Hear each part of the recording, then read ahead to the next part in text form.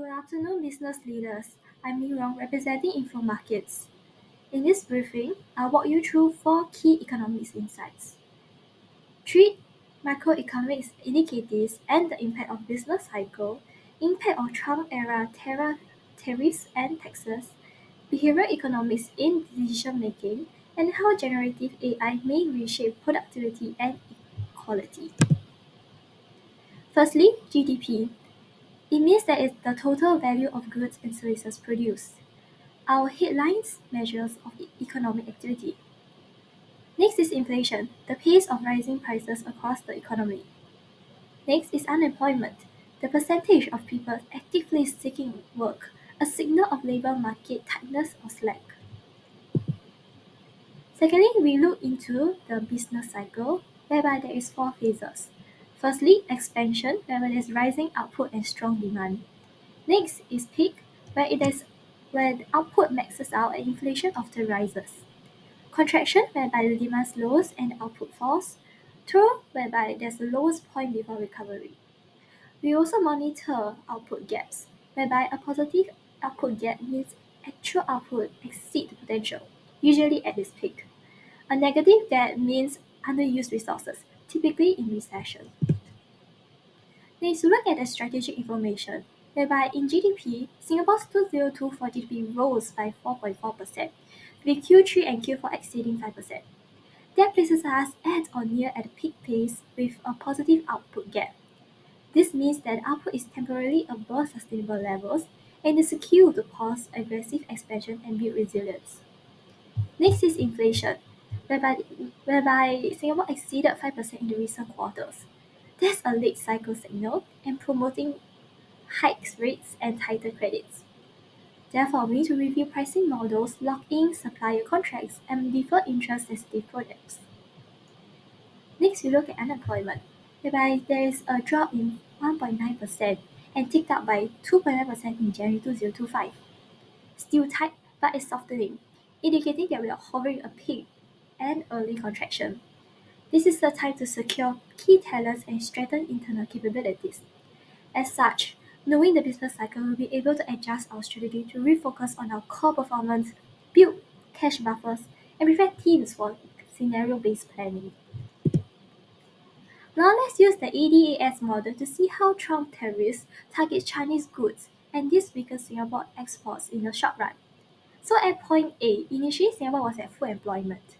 Aggregate demand, short-run supply, and long-run aggregate supply intersect at point A, representing stable growth and inflation. However, Trump's tariff caused a decline in Singapore exports and investment confidence. And since next exports decline, real GDP, by definition and formula, will decline too. This reduced aggregate demand, shifting the aggregate demand from 1 to aggregate demand 2, and create a new weaker equilibrium at point B. Next, simultaneously, Trump tariffs actually created a supply-side pressures. Imports resources rose, and productivity dropped due to the uncertainty.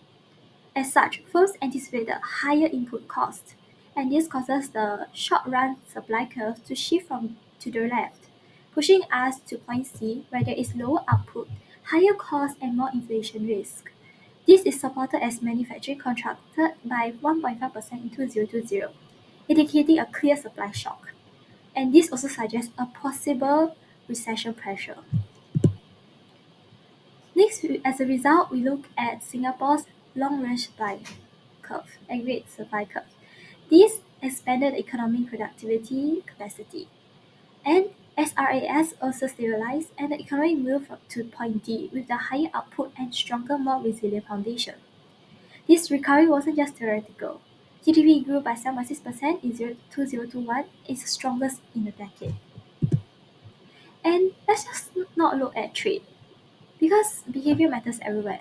Let's shift our focus to another challenge, one that's driven by not just tariff but by psychology. Why people choose unhealthy food even when they know better. Traditional economics says people weighs the costs and benefits logically, while behavior economics says they were influenced by habits, emotions, and biases. For example, 74% Americans want to eat healthier, yet 60% of the calories come from ultra-processed food. Intentions alone does not drive behavior, and the gap between intentions and action is where behavioral economics steps in.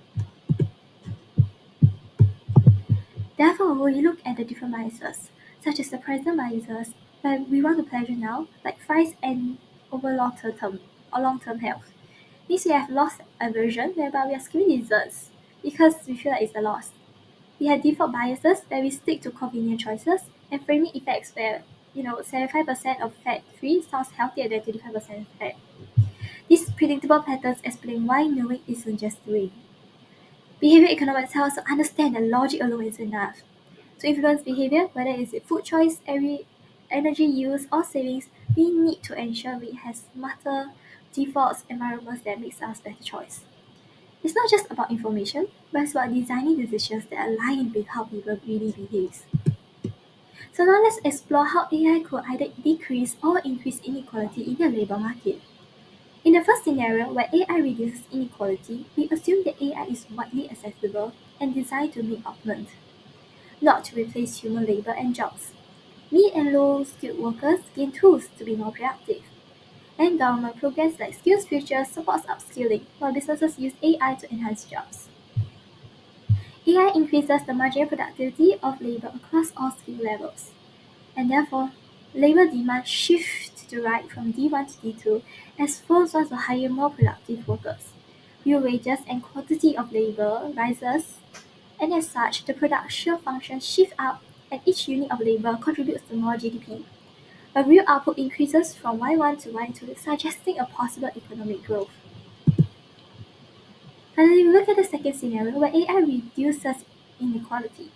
Here we assume that the benefits of AI are shared broadly, meaning low and mid-income earners experience wage gains. And with supportive policies by government, the labor market becomes more equal and dynamic.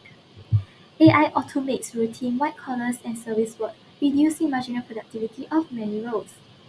Labor demand shifts from D1 to D2 as employers hire less. Wages and quality of labor therefore falls, and especially for mid and low skilled workers. On the production function, output drops from Y1 to Y2 due to the lower labor input. This causes a decreased quantity of wages or increased unemployment. This suggests a possible recession.